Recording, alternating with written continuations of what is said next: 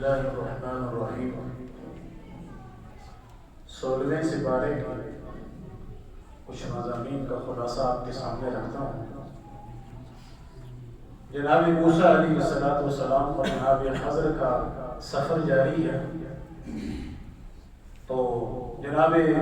خضر نے جب کشتی میں سوراخ کیا تو موسیٰ علیہ السلام نے سوال کر ڈالا آپ سے صبر نہ ہوا، تو پھر دوبارہ اس بات پر کہ آئندہ صبر کروں گا، پھر آگے چلتی ہے اور پھر آگے جا کر جناب خضر نے ایک بچے کو قتل کر دیا۔ وہاں پر بھی موسیٰ علیہ السلام سے صبر نہ ہوا، پھر پوچھ لیے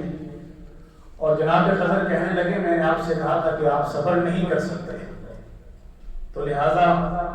اب یہاں سے آگے مشکل ہے۔ پھر آخری چانس دیا کہ میں انشاءاللہ صبر کروں گا آپ کے ساتھ۔ تھوڑا آگے چلتے ہیں تو ایک بستی میں پہنچتے ہیں جناب خضر اور موسیٰ علیہ السلام، تو وہاں پر موسیٰ علیہ السلام اور خضر دونوں چونکہ مہمان تھے، ان لوگوں نے ان کی کوئی میزبانی نہیں کی، کوئی حال احوال تک نہیں پوچھا۔ اس کے باوجود جناب خضر نے ایک گری ہوئی دیوار کو تعمیر کرنا شروع کر دیا۔ جب وہ دیوار مکمل ہوگی تو جناب موسیٰ نے کہا کہ آپ نے اس کو تعمیر کر دیا ہے، اگر آپ چاہتے تو اس کا معاوضہ بھی لے سکتے تھے۔ تو خضر علیہ السلام کہنے لگے اب میرے اور آپ کے درمیان جدائی کا وقت آ گیا ہے، کیونکہ آپ صبر نہیں کر سکتے۔ تو پھر وہاں پر جناب خضر نے کہا کہ جو معاملات ہمارے درمیان ہوئے ہیں میں ان 2-3 واقعات کی آپ کو تعبیر بتاتا ہوں، پھر اس سے ہمارا سفر ختم ہو جائے گا۔ تو کہنے لگے سب سے پہلے جس کشتی میں نے سوراخ کیا تھا وہ کشتی غریب انسان کی تھی، اور جس کنارے پہ جا کے ہم اترے تھے وہاں کا جو بادشاہ تھا وہ بغیر نقص والی کشتی کو اپنے قبضے میں لے لیتا تھا۔ تو میں نے اس میں سوراخ اس لیے کیا کہ اس میں نقص آ جائے، کمی آ جائے،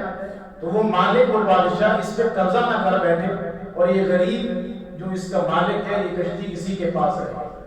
اور پھر آگے جا کر میں نے جس بچے کو قتل کیا ہے وہ بڑا ہو کر والدین کے ایمان کے لیے خطرہ بننے والا تھا، نافرمان بچہ تھا، اور میں نے اس لیے بھی اس کو قتل کیا ہے کہ اللہ نے اس کے بدلے میں ایک نیک اور صالح بیٹا عطا کرنا تھا، تو اس وجہ سے میں نے اس کو قتل کیا ہے۔ اور پھر آگے چل کر جو میں نے گری ہوئی دیوار تعمیر کی ہے وہ اس بستی کے 2 یتیم بچوں کی دیوار تھی کہ جو ابھی چھوٹے تھے، جن کا باپ بڑا نیک آدمی تھا اور اس کے نیچے ان کا خزانہ دفن تھا، اور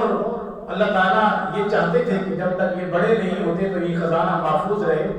تو میں نے اللہ کے حکم سے اس خزانے کو اور اس گری ہوئی دیوار کو دوبارہ تعمیر کر دیا ہے تاکہ ان کا خزانہ یہ محفوظ رہے۔ تو یہ اس طرح ان کا یہ سفر یہاں پر اختتام کو پہنچتا ہے۔ پھر آگے ذوالقرنین کا ذکر ہے۔ یہ بڑا نیک بادشاہ تھا اور توحید کے لیے اس کی بڑی قربانیاں تھی، بڑی جد و جہد تھی، اور ذوالقرنین نے جو ہے وہ 3 جانب سفر کیا۔ ایک اس کا سفر مشرق کی جانب اور ایک مغرب کی جانب تھا، اور ایک اس کا سفر ایک ایسی بستی کی جانب تھا کہ جس کے مقابلے میں یاجوج اور ماجوج رہتے تھے۔ بستی والے اس سے بڑے پریشان تھے کہ یہ یاجوج اور ماجوج یہ ہمیں بڑا تنگ کرتے ہیں، تو انہوں نے ذوالقرنین سے کہا کہ آپ اس کا کوئی حل نکالیے۔ تو ذوالقرنین نے اس بستی کے آگے یعنی کہ ایک مضبوط 2 پہاڑوں کے درمیان جو ہے وہ لوہے کی چادروں سے یعنی کہ اس میں آپ یوں سمجھے کہ تانبا پہ گلا کر مضبوط دیواریں کھڑی کر دی تاکہ وہ یاجوج اور ماجوج اس بستی کی طرف نہ آ سکیں اور یہ بستی والے ان کے شر سے محفوظ رہ سکیں۔ پھر مریم علیہ السلام کا یہاں ذکر ہے، اس میں جناب عیسیٰ کی معجزاتی پیدائش کا ذکر ہے، اور اس سے پہلے جناب یحییٰ کا بھی ذکر ہے جو جناب زکریا کے بیٹے ہیں۔ زکریا علیہ السلام مریم علیہ السلام کے جو ہے وہ کفیل تھے اور خالو بھی تھے۔ تو جب وہ ان کے پاس جاتے ہیں تو بے موسم پھل دیکھتے ہیں، تو انہوں نے اللہ سے دعا کی کہ اللہ یہ تو جو بے موسم پھل مریم کو کھلا رہا ہے تو اللہ تو مجھے بھی صالح بیٹا عطا فرما دے۔ تو اللہ نے جناب زکریا کو یعنی کہ آخری عمر میں، ادھیڑ عمر میں، جہاں پر بچے کی کوئی امید نہیں تھی، بیوی بانجھ ہو چکی تھی، اس کے باوجود اللہ نے کہا کہ میں آپ کو خوشخبری سناتا ہوں آپ کے بیٹے کی جس کا نام بھی اللہ نے یحییٰ ذکر کیا ہے۔ عیسیٰ علیہ السلام کی معجزاتی پیدائش کا ذکر ہے۔ فرشتے نے آ کر یعنی کہ جبریل علیہ السلام نے آ کر آپ کو ایک صالح بیٹے کی خوشخبری سنائی۔ تو مریم علیہ السلام کہنے لگی کہ میرے گھر میں کیسے بیٹا پیدا ہوگا جبکہ مجھے کسی مرد نے آج تک چھوا بھی نہیں ہے۔ تو جبریل امین کہنے لگے اللہ تعالیٰ جب جس چیز کا ارادہ کر لیتے ہیں تو اس کے لیے وہ لفظ کن کہہ دیتے ہیں، وہ چیز ہو جاتی ہے، کیونکہ اللہ کسی کے سامنے جواب دہ نہیں ہے۔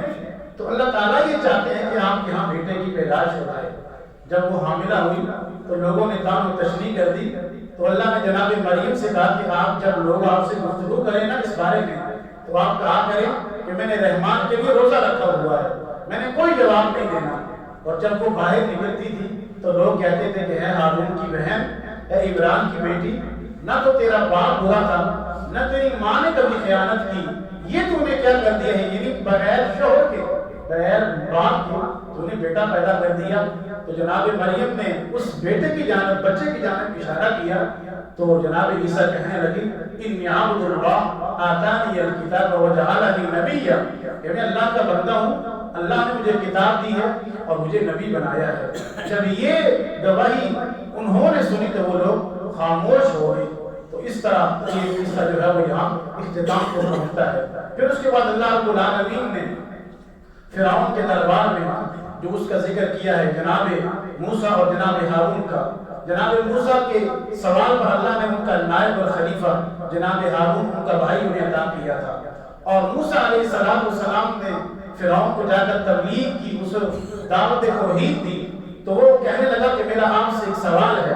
کہ میری قوم کی جو لوگ پہلے مر چکے ہیں ان کے بارے میں آپ کیا کہتے ہیں، وہ کہاں ہیں؟ تو موسیٰ علیہ السلام کو اللہ نے علم و حکمت سے نوازا ہوا تھا، تو وہ کہنے لگے کہ اس کا جواب میرے رب کے پاس ہے، اس لیے کہ میرا پروردگار اس چیز کو بہتر جانتا ہے، وہ کبھی نہ بھولا ہے اور نہ کبھی گمراہ ہوا ہے۔ اور پھر اس طرح جناب موسیٰ علیہ السلام جب جو کوئی طور پر اللہ کی ملاقات کے لیے جاتے ہیں، پیچھے خلیفہ کے طور پر اپنے بھائی ہارون کو چھوڑ کر جاتے ہیں، تو میں نے جس طرح پہلے بھی دروس میں عرض کیا تھا کہ انہوں نے بچڑے کی عبادت کرنا شروع کر دی تھی۔ تو موسیٰ علیہ السلام واپس آتے ہیں اور سختی سے اس چیز کا نوٹس لیتے ہیں، اور پھر اس بچڑے کو انہوں نے آگ لگائی اور سمندر میں بہا دیا اس کی راکھ کو۔ پھر اس طرح آخر میں اللہ رب العالمین نے جناب آدم علیہ السلام کا اور ابلیس کے واقعے کا ذکر کیا ہے، وہ بھی گزشتہ دروس میں آپ کے سامنے رکھ چکا ہوں۔ پھر آگے اللہ رب العالمین نے کچھ ایسے لوگوں کا ذکر کیا ہے کہ جنہیں کل قیامت کے روز اللہ تعالیٰ اندھا کر کے نبینا کر کے اٹھائیں گے، تو وہ اللہ سے سوال کریں کہ اللہ آج ہم کیوں نبینے ہیں؟ دنیا میں ہماری آنکھیں تھیں، ہم دیکھ سکتے تھے۔ تو اللہ تعالیٰ ہم سے یہ جواب میں کہیں گے کہ جس طرح تم نے دنیا میں میری یاد سے روگردانی کی تھی، مجھے بلا دیا تھا، میرے ذکر کو بلا دیا تھا، آج میں نے تمہیں بھی اس کی وجہ سے بلا دیا ہے، یہ تمہاری سزا ہے، تمہارا انجام ہے۔ تو اس طرح اس بارے کا اختتام ہوتا ہے۔ اللہ سے دعا ہے کہ اللہ ہمیں عمل کی توفیق عطا فرمائے۔